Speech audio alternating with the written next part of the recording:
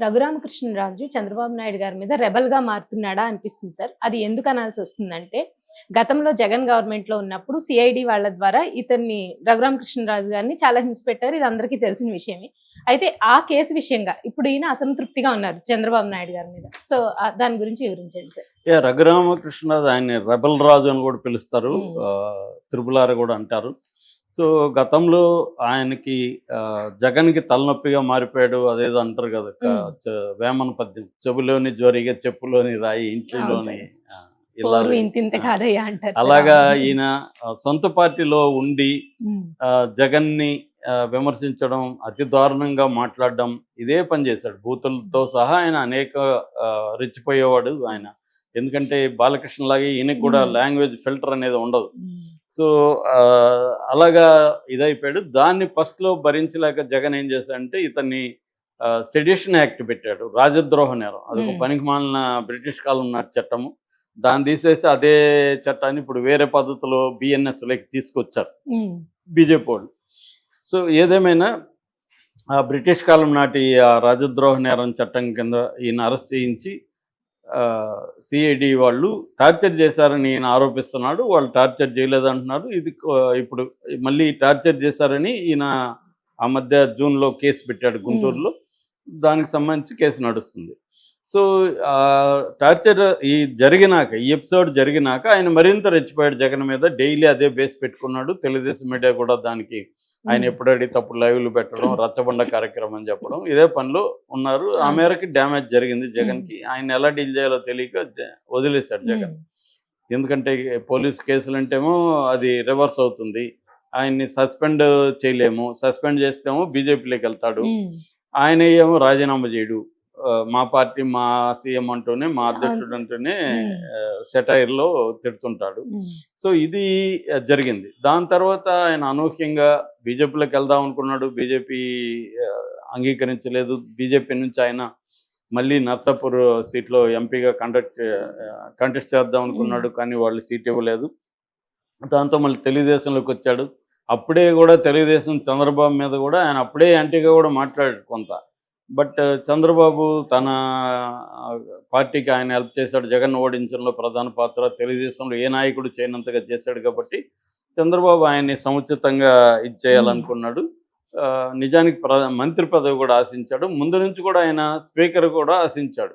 నా అవును సార్. అభిమానులు స్పీకర్ కోరుకుంటున్నారన్నాడు. కానీ హ్మ్. ఫైనల్‌గా ఆయనకి డిప్యూటీ స్పీకర్. స్పీకర్‌గా అదే మామూలుగా ఎవరన్నా అంటారు గదా! పెద్దది అడిగితే కనీసం చిన్నదాన్ని ఇస్తారని. అలాగే హ్మ్. పెద్దదానికి టార్గెట్ చేస్తే కొద్దిగా చిన్నదొచ్చింది. అయినా గూడా ఆయనకి పర్వాలేదు. మొత్తానికి ఉండిదిల్లో గెలిచాడు. డిప్యూటీ స్పీకర్‌గా ఉంటున్నాడు. ఇప్పుడు ఆయన ఒక డిప్యూటీ స్పీకర్‌గా ఉన్నాడు. తమ కూటమి ప్రభుత్వం ఉంది కాబట్టి జగన్ మీద తనని హింసించారని చెప్తున్న వాళ్ళ మీద ప్రతీకారం తీర్చుకోకపోతే ఎలాగా? అందుకని ఈయనేం చేశాడు జూన్‌లో వెళ్లి గుంటూరులో కేసు పెట్టాడు. అందులో ప్రధానంగా ముద్దాయిలుగా ఏ1గా సునీల్ హ్మ్. కుమార్ అప్పట్లో సీఐడీకి ఇన్‌చార్జ్ ఆయన ఏ1గా పెట్టారు. ఏ2గా ఇంటెలిజెన్స్ అధికారి పిఎస్ఆర్ ఆంజనేయులు ఉండేవాడు. అప్పట్లో ఎస్ఐబి అంటారు. హ్మ్. స్పెషల్ ఇన్వెస్టిగేషన్ ఆహ్, బ్రాంచ్. దానికి ఆయన ఉండేవాడు ఐజీగా. ఆయన మీద ఏ2గా పెట్టాడు. ఏ3గా జగన్ పెట్టాడు.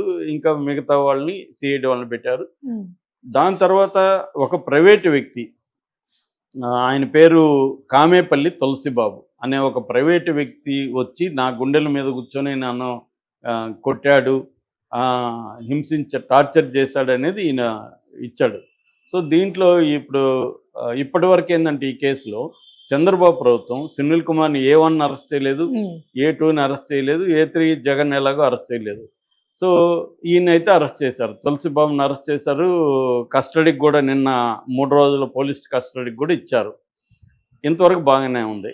ఈయనకిప్పుడు 2 రకాల అసంతృప్తులున్నాయి. ఒకటి ఏ1ని, ఏ2ని అరెస్ట్ చేయలే. సునీల్ కుమార్‌ని అరెస్ట్ చేయలే ఇప్పటివరకు. ఆంజనేయులు, పిఎస్ఆర్ ఆంజనేయులు అరెస్ట్ చేయలే. హ్మ్. ఎందుకు అరెస్ట్ చేయలేదు అనేది ఈయనకున్న కోపం. రెండవది ఈ తులసిబాబు, కామేపల్లి తులసిబాబు ఎవరో గాదు తెలుగుదేశం కార్యకర్త. ఓకే. తెలుగుదేశంలో వెనిగండ్ల రాము ఆయన హ్మ్. గుడివాడ ఎమ్మెల్యే. వెనిగండ్ల రాముకి ప్రధానమైన అనుచరుడు. రైట్ హ్యాండ్ ఆయన ఆత్మ అని కూడా చెప్పుకుంటారు. సో, అతన్ని ఎందుకు పార్టీలో నుంచి సస్పెండ్ చేయలేదు? హ్మ్. అరెస్ట్ చేశారు మంచిదే. కానీ పార్టీలో నుంచి సస్పెండ్ చేయాలి గదా! అనేది ఈయనకి అసంతృప్తికి కారణం. కానీ వెనుగండ్ల రాము ఒప్పుకోడు దానికి. ఉమ్. ఎందుకంటే ఇది ఆరోపణ మాత్రమే, ఇదేం ప్రూవ్ కాలేదు. ఆయన పోయి నిజంగా గుండెల మీద చేశాడా లేదా ప్రూవ్ కాలేదు కదా. అవును సార్. ఎవరైనా ఆరోపిస్తే వాళ్ళని పార్టీ నుంచి తీసేయాలా, ఇదెక్కడ ఏ రాజకీయం ఉమ్. అనేది వెనుగండ్ల రాము అంటాడు. వెనుగండ్ల రామేమో ఎన్ఆర్ఐ, ఆయన ఎప్పటి నుంచో డబ్బులు ఖర్చు పెట్టుకుని గుడివాళ్ళలో కొడాల నాన్న మీద గెలిచిన వ్యక్తి ఆయన. ఉమ్. సో రెండోది ఎంపీగా ఉంటున్న కేసినేని చిన్నికి కూడా ఆయన చాలా కావాల్సిన వ్యక్తి. ఇలాంటి కాంటెక్స్ట్లో చంద్రబాబు వెనుగండ్ల రాముకి కోపం తెప్పించే విషయంలోకి జోక్యం చేసుకోవాలంటే చంద్రబాబుకి ఇబ్బంది. సో ఇప్పుడు ఏమైపోయింది, డిప్యూటీ స్పీకర్ వర్సెస్ ఎమ్మెల్యేగా ఫామ్ అయిపోయింది. దాంతో ఈయనకి కోపం వచ్చింది. మామూలుగా ఈయన కోపాన్ని దాచుకునే వ్యక్తి కాదు. కాబట్టి ఆయన ఏమన్నాడంటే, ఇది ఎందుకు సస్పెండ్ చేయట్లేదో నేను అడగాల్సిన వాళ్ళని అడుగుతాను, ప్రశ్నించాల్సిన వాళ్ళని ప్రశ్నిస్తానని ఒక టీజర్ వదిలాడు. Okay sir. ఈ టీజర్ తర్వాత ఆయనవి వస్తాయని అందరికీ తెలుసు. టీజర్ తర్వాత ట్రైలర్ వస్తుంది, మళ్ళీ స్పెషల్ సాంగులు వస్తాయి, మళ్ళీ అసలు సినిమా కూడా వస్తుంది అన్న ఇది ఉంది. దీని మీద ఇప్పుడు లోకేష్ ఆగ్రహం వ్యక్తం చేశాడని కూడా ఒక వార్త వైరల్ అవుతుంది. అంటే మన తెలిసి సొంత పార్టీలో ఉండే జగన్ ఇబ్బంది పెట్టిన వాళ్ళు రేపు పొద్దున మనల్ని ఇబ్బంది పెట్టడా అన్న ఇది అవును సార్. లోకేష్కి ఉంది.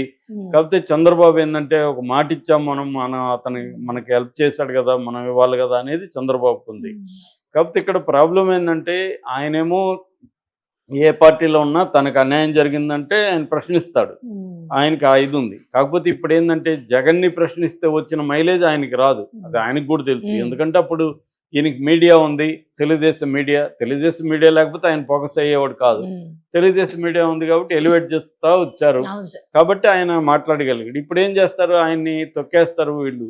రేపు పొద్దున ఆయన గట్టిగా మాట్లాడారనుకో, ఆ డిప్యూటీ సీఎం స్పీకర్ నుంచి కూడా బయటికి పంపించే అవకాశం ఉంది. ఏదో ఒక కథ చెప్తారు, బీసీలకి ఇవ్వాలి, ఎస్సీలకి ఇవ్వాలని. సో ఆయన్ని తీసేస్తారు, మెల్లగా ఆయన్ని నెగ్లెక్ట్ చేస్తారు, మీడియాలో రారు. ఎట్లాగో జగన్ మీడియా ఆయన్ని కవర్ చేయదు.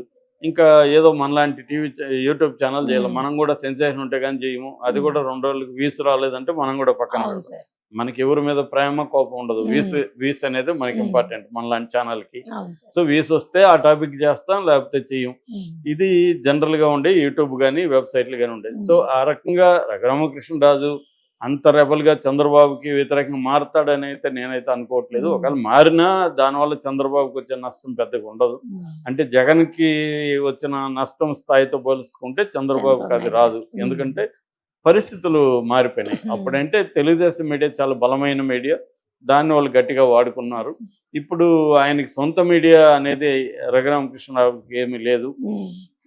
ఇటు తెలుగుదేశం కూటమికి వ్యతిరేకంగా ఉన్న మీడియా కూడా ఆయన్ని ఫోకస్ చేయదు. కొద్దిగా చేస్తారు కానీ ఈ స్థాయిలో చేయరు వాళ్ళు.